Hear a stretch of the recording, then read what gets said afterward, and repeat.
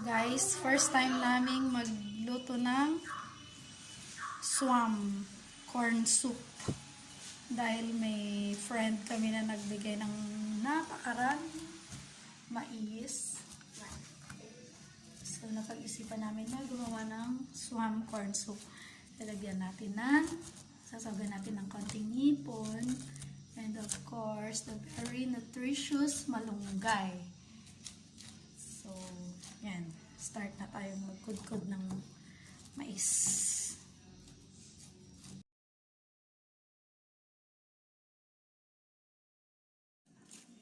So, from dun sa pinagkayuran, pinakayad pa ni Mother Dear ang creamy part. Yung mga natirang ng mais. Kasi nandun daw yung pinaka-creamy part. Para sulit na sulit.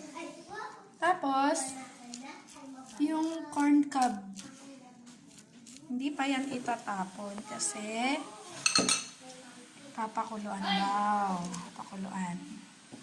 Para yung pinagpakuluan, siya yung ilalagay doon sa sabaw. Doon sa magiging sabaw. Para lasang-lasa yung corn niya talaga.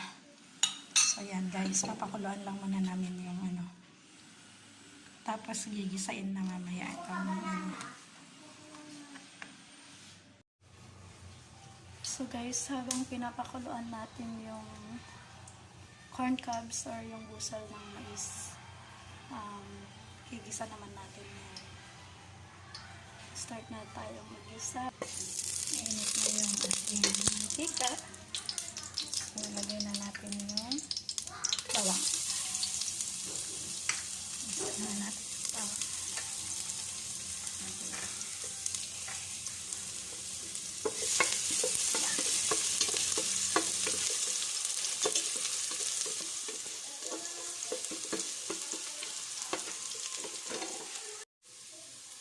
Lagay natin yung luya. Ang isa. Ang luya.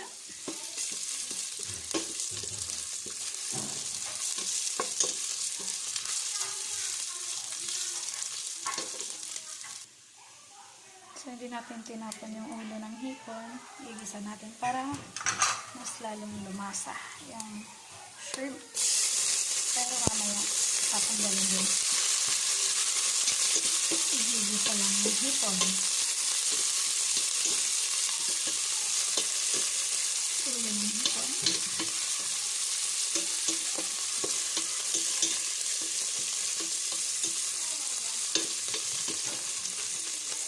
Para mas lalong lumasa yung isain natin yung ulo ng hipon.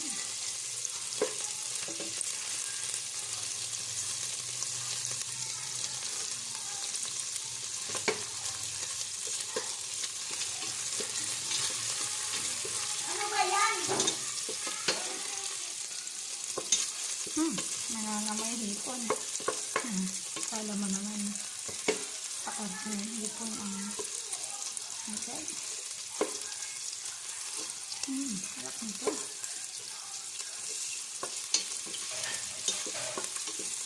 While yung ating corn cobs nakulo na, malasang-malasa na rin yan.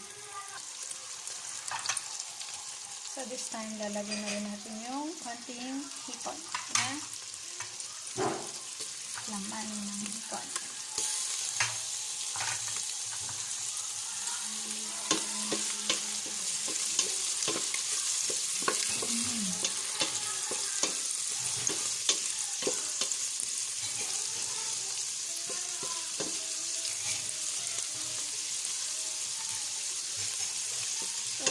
Medyo naman yung mga hipon.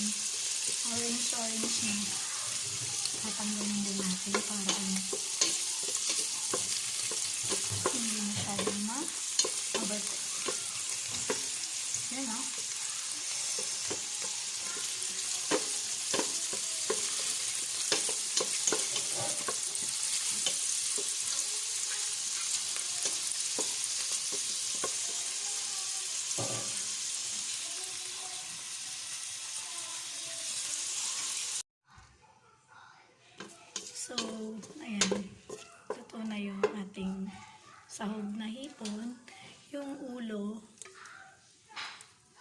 pinanggisa ko lang talaga para sobrang lasang hipon yung ating Suam corn soup.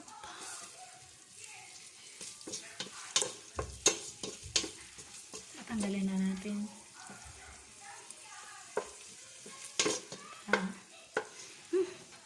Bango, nangangamoy hipon. Alam mo naman. Okay. So, I'm going to remove na yung mga head ng hipon para baka makain ng mga junakis ko matusok sila. Okay. Bango, no? Parang yan na yung head ng hipon na ginamit namin pang gisa. Yan. And of course, since luto na rin naman na yung mga hipon, remove muna namin para hindi siya overcook.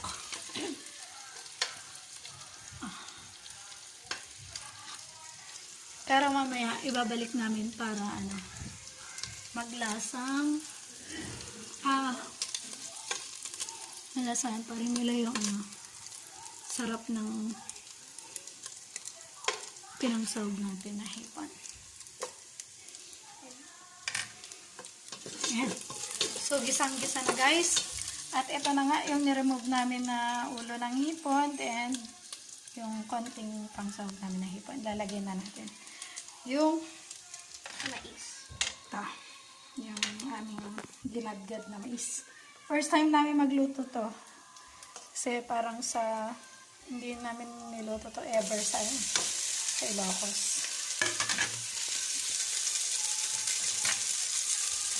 Ayan na, malasa na yan guys. Hindi niya pa kung mabuti yung sahog na hipon. Ito yung mga medyo buo-buo na ginagad. Yung part na creamy, mamaya ako na ilagay kasi malambot na yan. Madali na lang malito. Ito yung pinaggadgaran niya. Kulong-kulo na, malasang-malasa na rin yan. Yan yung ipang namin mamaya sa bao. Okay na natin ito. Kanina pa to. Okay. So, lutuin muna natin itong Misa natin konti. Lagyan natin ng konting sabaw. Para may pang luto doon sa mais. Yung iba gustong-gusto nilang creamy itong corn. So, bine-blender pa nila. Ganun.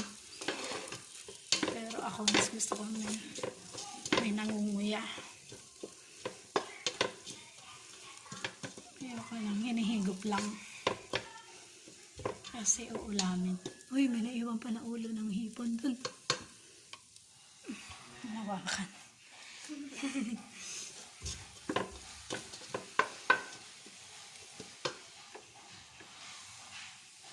So, paanahin muna natin, palambutin muna natin itong corn. And then, mamaya, titimplahan na natin siya. Okay? Ayan. So, malambot na ang ating corn. Ang ginawa ko, continuous stirring para hindi dumikit yung ating niluluto. So, for now, lagay na natin yung creamy part ng ating corn. Hinuli ko talaga siya kasi malambot naman siya, no need ng palambutin. So, siya yung magpapalapot ng ating soup. Yung pinangluto ko dun sa mga medyo buo-buong kinayod na soup, yung pinagpakuluan. So, yun yung ginamit ko kanina. Kaya, malasang-malasa ngayon yung ating corn soup.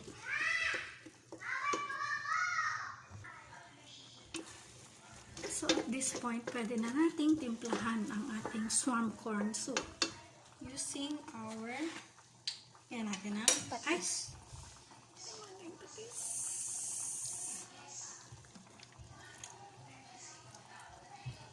One. Kunti lang. Siguro mga para hindi masyadong maalat.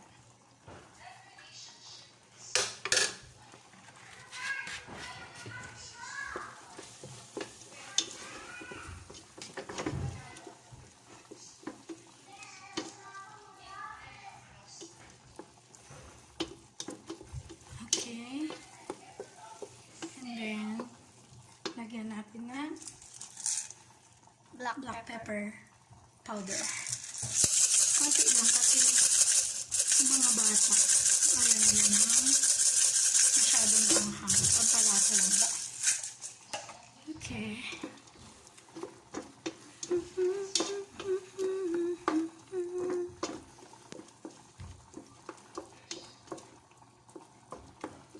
And then, so pakuluin lang natin konti.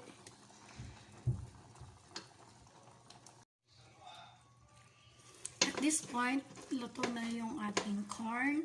So, ang purpose naman talaga natin ng pagluluto ng ganito is para maging soup siya. So, lagay na natin yung lahat ng pinagpakuluan. Itong is para magkaroon tayo ng sabaw. So, malasang-malasa yan guys kasi kulong-kulo yung corn cobs. Pakuluan lang natin. Ayan. Ibabalik ko na rin yung, hindi yung ulo ha. Itong yung Shrimp. pinanggisa natin kanina na Hipon. na hipon. Babalik ko na siya para lumasa kasi malapit na siyang malapit na siyang to. Yan. Okay, pakuluan lang natin. Haluin natin ng mabuti.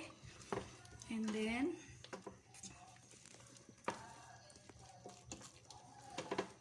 kapag nakulo na, tikman natin. Okay.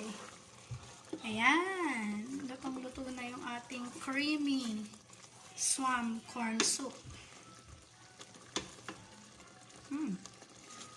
Looks yummy. At this point, since luto na, pwede na nating ilagay ang malunggay leaves para mas maging nutritious pa ang ating ihahanda. Yes. Okay. Nahugasan na po ito. Aning malunggay.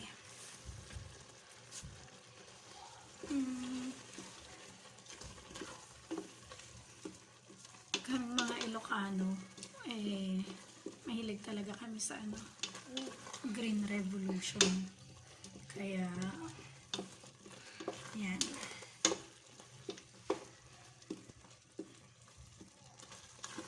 Bango na. Bango. Aamoy ko yung hipon. Oh, ang creamy. Para siyang ano yun? Yung balatong munggo. Oo. Para siyang munggo, guys. So, yun. Isang kulo na lang and we're good to go. Isang kulo na lang and we're good to go.